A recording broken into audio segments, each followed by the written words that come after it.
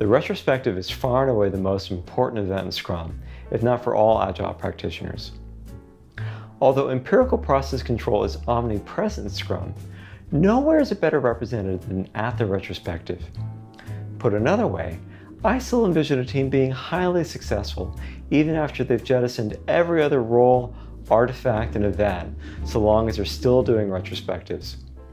This is because a team can experiment with changes to roles, artifacts, and events, not to mention plenty of other factors, using retrospectives.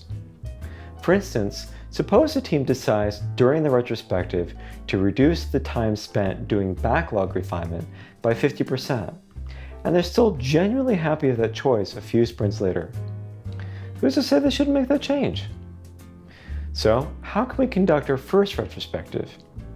Personally, I'm a huge fan of the 5-step retrospective popularized by Esther Derby and Diana Larson, authors of the book Agile Retrospectives, Making Good Teams Great. Retrospectives can get stale really quickly, so teams find it helpful to change how they do retrospectives often. So long as your retrospective covers the following 5 steps, you're in good hands. Step 1 is to set the stage. This is a good chance to break the ice with your team and remind yourselves why this is so important. I have a few activities I like for this step, and I recommend choosing 2 of them. First, I'd suggest reading Norm Kerr's retrospective prime directive as a team, which is, regardless of what we discover, we understand and truly believe that everyone did the best job they could, given what they knew at the time, their skills and abilities, the resources available, and the situation at hand. This helps to create a collaborative environment for learning and continuous improvement instead of blaming individuals. Second, I like to ask each team member to share just 1 word about how the sprint went for them. This will give everyone a good sense of the mood in the room. Third, I like to invite team members to share a genuine word of specific appreciation for another member of the team. Step 2 is to gather data. What happened in a sprint? I like to use a positives, deltas, and insights collection device. Ask each team member to come up with as many positives, deltas, or things they'd like to change, and insights as possible. Have them write each positive, delta, and insight individually on sticky notes or their digital equivalent. When the team has run out of thoughts or the time box has elapsed, place the sticky notes on the wall and group like items together. Step 3 is to generate insights. I like to add a brief intermediary step, which is to choose the top positives, deltas, and/or insights that we'd like to focus on, about 1 to 3 total. Once you have the top 1 to 3 items, dig in more on each one. The book, Agile Retrospectives, has a good activity called Prioritize with Dots that can make this go faster. If a positive reads, the team is doing a good job of collaborating with one another, and a delta reads, our staging server keeps going down, try to understand the root cause of these conditions. Some teams find it helpful to ask why 5 times, give or take, until you get to your root cause. Agile Retrospective suggests other exercises as well. As a hint, if you're rarely surprised by your root causes, you may not be digging deep enough.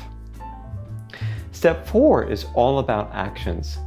I like to expand this into decisions and actions. For each item, discuss as a team suggestions about how you can persist and deepen the positive, change or minimize the delta, and capitalize on the insight. You'll find that your suggestions naturally fall into 2 buckets: decisions, which are changes to your team's working agreement, and actions, which are simply new backlog items. Suppose the team is tired of events starting late due to tardiness. The team could vote to add a rule to their working agreement that imposes a penalty for being late. Or suppose a team discovers that their staging server needs several hours of maintenance. The team could decide to add a user story to the backlog that reads, as a developer, I have a more reliable staging server, so I can develop software more effectively. Try to stay focused here. It's better to have 1 or 2 improvement items for the next iteration than to have too much to change all at once. Step 5 is wrap up. If you haven't done a round of appreciations yet, this is a nice time. Spend a few minutes retrospecting on the retrospective. How did it go for the team? What would they like to try next time? Your team should run a retrospective at the end of every sprint. If your team is doing Kanban or 1-week sprints, it's okay to do a retrospective every 2 weeks. It's also useful to hold a retrospective at the end of any significant event, such as the multi-team release planning, a large release, or following an incident. If you're retrospecting an outage or incident, don't call this event a post-mortem. This makes the event a little too negative in conception, subtly implying that the team killed something or someone. Instead, just use retrospective, or the military term, after-action review. So that's a reasonable retrospective format that you can use for your first several sprints. Talk to your team's Agile coach for more ideas on how to keep your retrospective fresh and interesting.